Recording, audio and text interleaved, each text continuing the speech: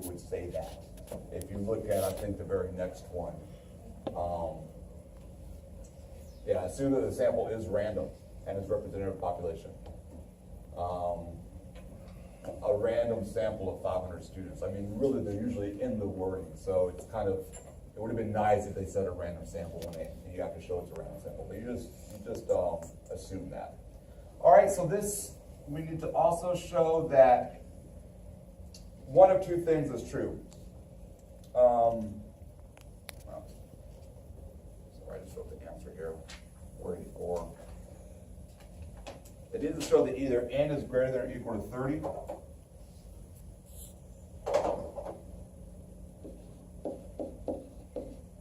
Or sample is from a population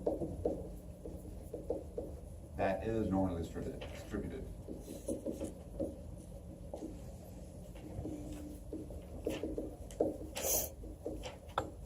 So, let's look at this one first, because the sample size is large enough, I don't have to worry about the underlying distribution of the population. So, sample size needs to be greater than or equal to 30. Is that the case here? No. So this is just a sample size of 8, so it's not large enough to assume that it's normally distributed on that. So the other thing I need then, since I can't show this, I need to show this.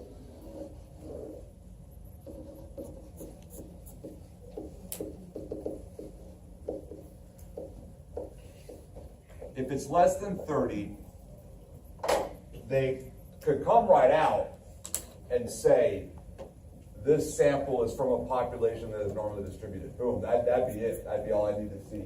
But they don't come out and say that. And so, and they put the two specific graphs that you're going to need to back up the normal distribution. So it's kind of an indicator that you're going to need to use these two graphs for something.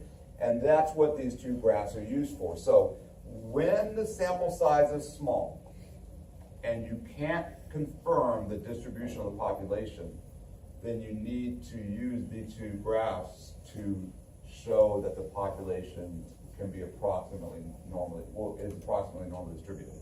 So what you want to look for in this normal probability plot, you want that the blue dots or the points line up in an approximately straight line. They don't need to do anything like drastic. I mean, you would know if you had something, it was like that's not a straight line, or something like that. I mean, it's usually pretty obvious that it's not a straight line. So, can we all agree that these points are approximately straight? They're approximately linear. Yes. Follows a linear trend. Follows a linear trend. Mm-hmm. And then the other thing is that there are no outliers in the box plot. So, does this one have outliers? No. How do you know? What would they look at? The dots you don't see any, right? The little asterisks, and they're always beyond the whiskers. Right.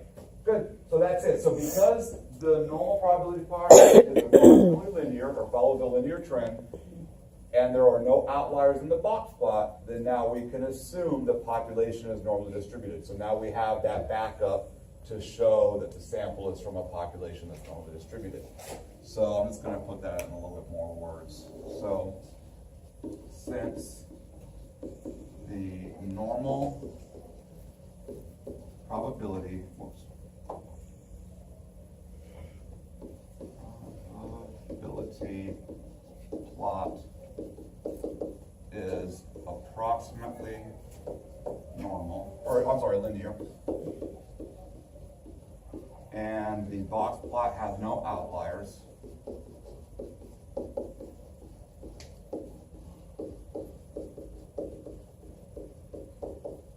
we can say the population is approximately normal.